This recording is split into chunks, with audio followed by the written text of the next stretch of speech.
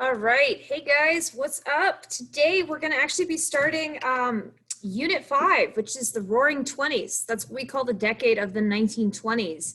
And of course, we're going to be talking in this unit about some of the things that led to events that happened in the 20s and some of the things that are going to be caused by things that happened in the 1920s.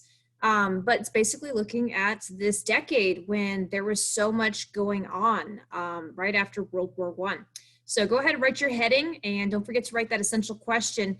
How did different aspects of our society clash? What tensions existed in society in the 1920s? And that's mainly what we're going to be looking at in our first lesson, conflict over values. Groups in the 1920s that were embracing the new modern world of the 20th century with the new technologies and new social norms, and then those that oppose those new ways of living. So let's take a look. After World War I, remember that America was left with a very bitter taste in its mouth. We had felt like the war hadn't really amounted to much. Wilson, our president, had had these high-minded ideas about what the war should have been about, which he encapsulated in what he called the 14 points. It was his goals, basically, for World War I. And that was why Wilson had called World War I, the Great War at the time, the war to end all wars. And it would have been things like freedom of the seas. It would have been things like ending secret alliances that pulled countries into that conflict of World War I. It would have been things like ending the buildup of armed forces that had resulted in these huge militaries just sitting, waiting, ready to kill all these people. So that would have eliminated the militarism. He also was a firm believer in self-determination. He wanted to get rid of the imperialism, the idea of empires making colonies. He felt that people around the world, and that included in American colonies, should be free. That wasn't enough to make him actually let the Filipino people or the Puerto Rican people go free, but he did believe in self-determination. He wanted to get rid of that imperialism, that I reason for why the war had started. And then for the nationalism, he was all about making sure the borders were changed to allow peoples of different ethnicities to form their own nations. That's the nationalism. And that was what had led to the assassination of Franz Ferdinand in the first place. Remember, Serbians had assassinated him because they were protesting that their Bosnian brothers were still under the yoke, the rule of the tyrannical Austro-Hungarians. So those main causes, Wilson basically wanted to get rid of them, and he talked about doing so in his 14 points, a way to make World War I truly the war to end all wars. And that was very appealing for countries like Germany, which is kind of what pushed Germany to the ceasefire, the armistice agreement on November 11th, 1918. However, for all of Wilson's great ideas, his 14 points, and his last one was truly the one that, remember, he refused to let go of. It was that idea of a League of Nations, a place where countries from all around the world could get together and talk out their differences. Regardless of all these great high-minded ideas that could have truly, ended all wars before they even started, at the Treaty of Versailles, Wilson didn't really get any of his 14 points, except for the very last one, which he's going to fight for. And he basically sacrifices all of the other points just to keep that idea of a League of Nations. Now, since we only got the League of Nations and all of Wilson's other 14 points were sacrificed, many Americans were left feeling like World War I had been a giant waste. In fact, they felt the only thing that we got out of the war was 100,000 dead doughboys. 100,000 of our troops of the American Expeditionary Force had died. And so the war seemed like a waste, a terrible, tragic loss for no good reason. And that's why America turned inward right as the war was ending, as the Treaty of Versailles failed, and we refused to ratify the Treaty of Versailles. Our senators like Henry Cabot Lodge refused to take part in that treaty because we felt it was wrong. It didn't honor the 14 points. We also refused to join the League of Nations, not only because the other 14 points hadn't been succeeded, and we were protesting that, but also because major nations of the world were also refusing to join the League of Nations. Nations like Germany and Japan, they'll be in it at first, but they will eventually leave it. And nations like Russia, which at this time was engulfed in its communist Bolshevik revolution, never took part in it. So, or didn't really. So we don't join the League of Nations. We refuse to take part in the Treaty of Versailles. And we basically turn inward. We turn isolationist, which means we want to be alone. We want to be by ourselves on our own side of the Atlantic Ocean with nothing to do with those Europeans. Many Americans pointed back in our past and said that this has been the typical foreign policy of America to not get involved in European affairs. This is something that our founding father, George Washington, had advised us to in his farewell address. He said, you know, avoid foreign entanglements, avoid those needless wars in Europe. He was talking about the French Revolution, but, you know, same thing for World War I. That was a European conflict. It's not our business. This was also reiterated in the 1823 Monroe Doctrine. When President Monroe said that the Americas are closed for colonization, he was also saying that Europe should keep to its side of the Atlantic and we would keep to ours. So that's the way we're going to be after World War I. We're really going to, you know, be left with this kind of bad taste about the war. We want nothing to do with the problems going on in the rest of the world, and especially in Europe. We're done with all that. We're just washing our hands of it. And this is where you get this idea of a return to normalcy. Like, let's go back to those good old days before the war. You can see poor Uncle Sam here. He just got torn up, looked like in the trenches, in the trench warfare in no man's land, see all the barbed wire. Like Uncle Sam was just beat up by this war. So we want to go back to the good old days before this. And President Wilson, remember, he had a stroke. He had won his second term, so he's going to be out anyway. Never mind the fact that he's almost a vegetable after his stroke at the last few months in the White House, where his wife, Edith Wilson, remember, is signing a lot of those documents and being a kind of a part-time president there herself. And so in the election of 1920, the Republican who was running, Warren G. Harding, he kind of looks like Sam the Eagle. I'll show you a picture of him later. But Harding is going to campaign on what's called this return to normalcy. Make sure you highlight that in your notes. It's the idea that we're going to go back to the good old days before the war. We're going to turn isolationist. We're not going to get involved in the affairs of Europe. That is behind us. Now, for our economy, for our business interests after the war, we are going to see a downturn.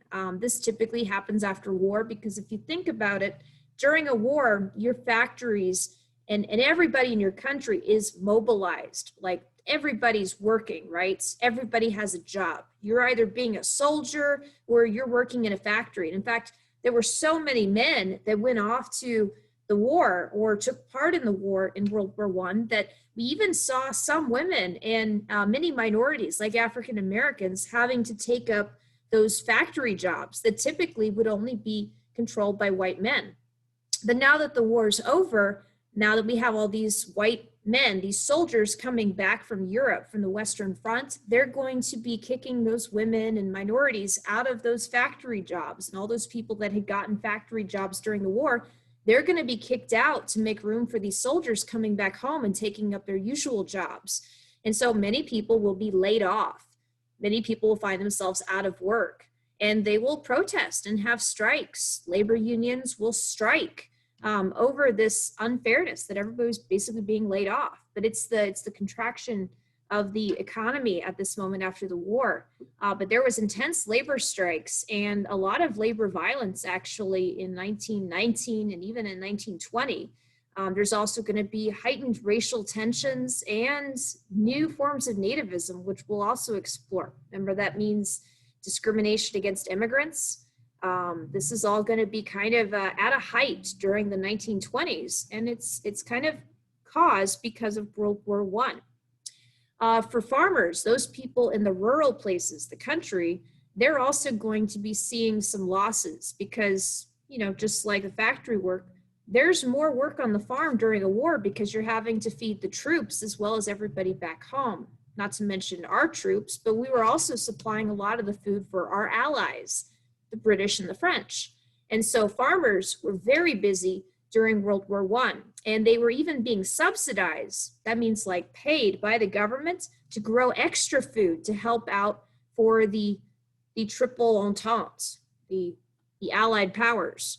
And so farmers use this extra money that they got from the governments to basically buy more farmland, more farm hands, workers on their farms to do the harvest, and especially to mechanize, to buy more equipment and tractors and machines to help them farm. And they took out loans as well to do this. Now, once the war ended, just like with the factory work, you're going to see a sharp decline in the demand for crops, for all sorts of goods. And so farmers will have to lay off many of those farm hands that they had just hired during the war. They're also going to find themselves in debt because they're not selling as many of the crops as they need to pay off those loans that they'd had. And so farmers in the 1920s will be suffering. And when we get to the economy collapsing at the end of the decade and into the 1930s, what's going to become known as the Great Depression, that's in the 1930s coming up, farmers had actually been suffering before the economy collapsed. They were one of the first groups that was really hard hit, and that started because of World War I. Now, we can't ignore what's happening during this time over in Russia, and this is where I want to talk a little bit more about it. Basically, in 1917, there was several revolutions, but we sum it all up as the Russian Revolution or the Bolshevik Revolution, when communists in Russia, led by Vladimir Lenin and his two right-hand lieutenants, Joseph Stalin, who was pretty young at this time, and Leon Trotsky, they are going to lead this revolution of the people, the Russian poor industrial workers mainly, against the Russian government, which was led by the Tsar, Nicholas II. Now, a Tsar is kind of like an emperor or a king in Russia. And the leaders of Russia, they had controlled the Russian Empire for hundreds of years. Famous Tsars like Alexander and, oh gosh, what's her name? Tsarina Catalina, I can't remember now. I'm totally blanking. And I know her name and I love her. I think she's basically Catherine the Great. There we go. I don't know what's wrong with me. But yeah, these czars, their line was coming to an end. Basically, Nicholas II was seen as ineffectual and distracted. He cared more about what was happening with his little son, his son Alexei, the crown prince, the only son. He had like 4 daughters, had this blood disorder called hemophilia. And basically it's kind of where your blood can't clot. So imagine getting a cut and not being able to form a scab and you just bleed out. That was one of the effects of this terrible blood disorder. And the blood disorder, by the way, was caused by, it's a hereditary defect that runs through the male line of this family. And this family of the Tsar was connected to all the royal families of Europe because all of these royal families kind of intermixed. They married cousins and whatnot. They wanted to keep that divine right to rule, all in the family. And so Nicholas II, the Tsar of Russia, he was the cousin of Kaiser Wilhelm II, who was the leader of Germany during World War I. They were on opposite sides, and they were both like the nephews of Queen Victoria of England. And so it's all one big family drama, which you could see why if you're a poor Russian peasant who was starving to death, whose son had to go off to war, you would be very frustrated with the royal family playing these games with your life, basically not seeing you as a peasant person as worth anything.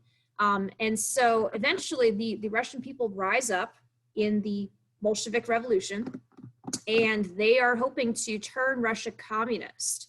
Karl Marx had come up with a little red book in the late 1800s called the Communist Manifesto. And it basically talks about how communism is this new government theory where the people rise up like they are here in Russia, and they take over a nation and they all work for the common good. Communism means like community. And so if everybody works towards the common good, you would still need some apparatus, some governments to distribute goods among everybody, but everybody be working to help everybody else. That's the basic idea behind communism. It's not a bad idea. It's just really hard to implement, and it's nearly impossible to get right. And we've seen every time there's been a communist society, ultimate power corrupts. When you have all of the means of distribution and power centered in the government becomes too powerful and becomes like a dictatorship. And that's what eventually will happen, like here in Russia and everywhere else, like today in North Korea, where you see communist governments take shape. But this revolution will get Russia out of World War I. The people rise up. They're going to imprison Tsar Nicholas II and his family. Very famously, the children of the Tsar, the sisters and the one brother, Alexei, they're all going to be killed with the Tsar and the Tsarina. And they're under house arrest in 1918. The family is being moved from house to house, and the empress had basically sewn the Russian crown jewels into the children's clothing. And the Russian guards, the Lenin's communist guards, they ordered the kids to move again, the family to move, and they brought them down to the basement to shoot them all. And when they fired these shots in this close quarters, the smoke went off. The kids wearing those crown jewels in their undergarments were basically shielded, like bulletproof shielding with the diamonds and the rubies and the sapphires. And so Tsar Nicholas and Tsarina Alexandra, they were instantly killed, but several of the children might have survived the first volley. And that's where you get the legend, where you might have seen this movie. It's old DreamWorks movie from the 1990s, but there's a famous musical that's come out recently about it. It's called Anastasia. Anastasia was the youngest of the princesses, and the rumor goes that she survived the attacks, and one of the Russian guards took pity on her. Maybe Alexei survived too, the little prince. And they spirited them away and had them live like peasants, and that the lost princess of Russia would rise up again and take her throne, because the name Anastasia in Russia literally means she who will rise again. But that was a sad dream, because the reality that we found out from some dug up fossils and skeletons in the 1990s is that all of the family was eventually killed that night. And so the Russian royal family was killed, the communists take over, and by 1922, Russia is no more. Great big Russia has now become a communist nation known as the United Soviet Socialist Republics, or the Soviet Union. Okay, so that happened. Now that is a big event in world history, and it's going to have rippling effects everywhere, including in the United States, where it's going to freak people out.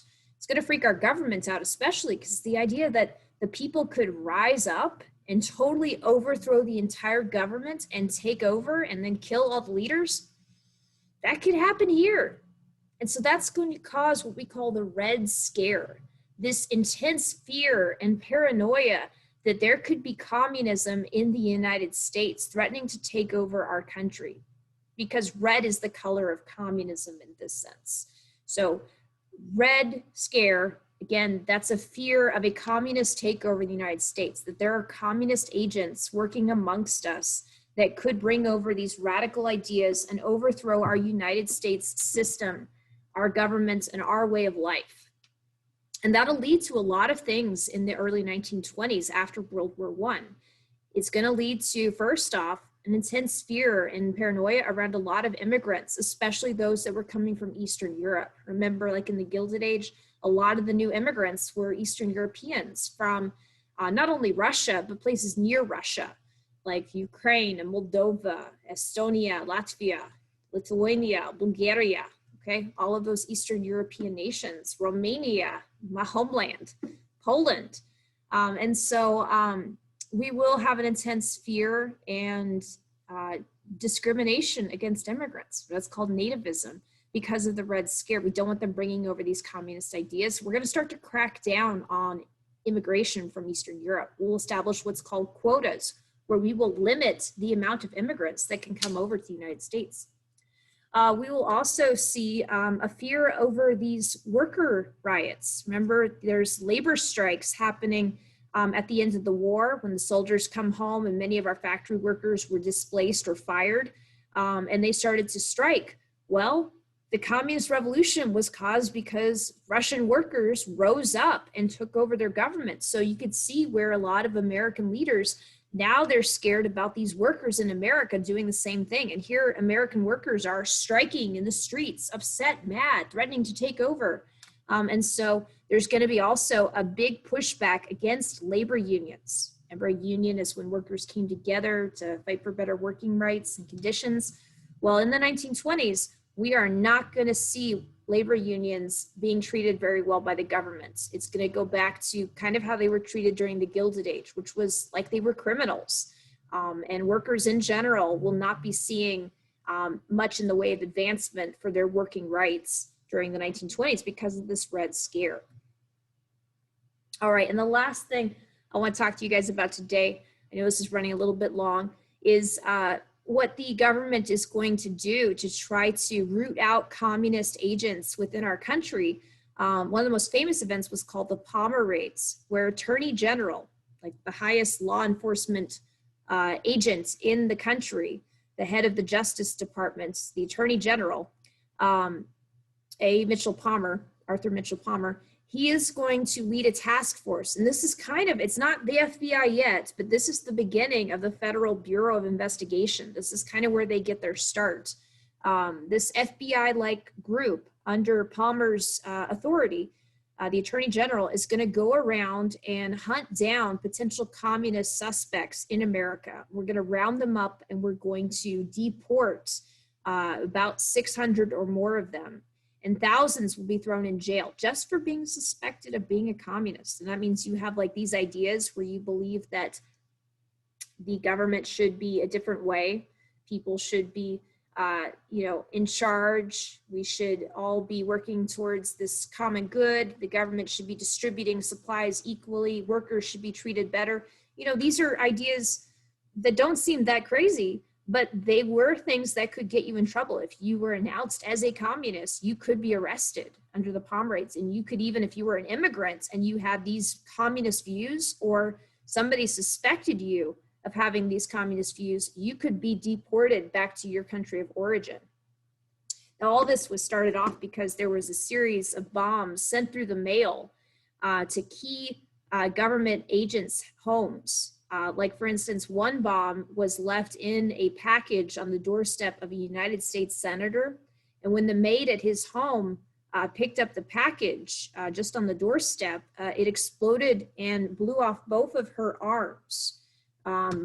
Another bomb actually was delivered to Mitchell Palmer, the Attorney General's home, but luckily he was not hurt in that explosion. It was kind of like last year, the year before, there was that bomber down in Austin, and my brother lives in Austin. I was terrified for him. That guy was setting up bombs and tripwires for bombs, all throughout the city. And so it was spreading fear and panic and terror. And the people that were being blamed, we don't know for certain who did this, but those that were being blamed for these bombs were communists, or what we call an anarchist, somebody who wants to overthrow the government and have no government. And so that's why the Attorney General is going to put together this task force for these raids, where they go into places where they suspected communists to be meeting with others, or anarchists to have meetings, and they would arrest everybody who was rumored to be a communist or an anarchist, and they'd throw them in jail, they'd interrogate them, and they deported many of them. And civil rights, the right to freedom of speech, the right to freedom of expression, having your own ideas about something, being able to say, hey, let's discuss the idea of communism. Let's discuss what that means. Just talking about these things could get you in trouble. And it's like people's rights didn't even matter because the nation was so gripped in the terror of this Red Scare, this fear over communism. And with that, we're going to pause the notes there for today. Thank you guys for listening. I'll talk to you later.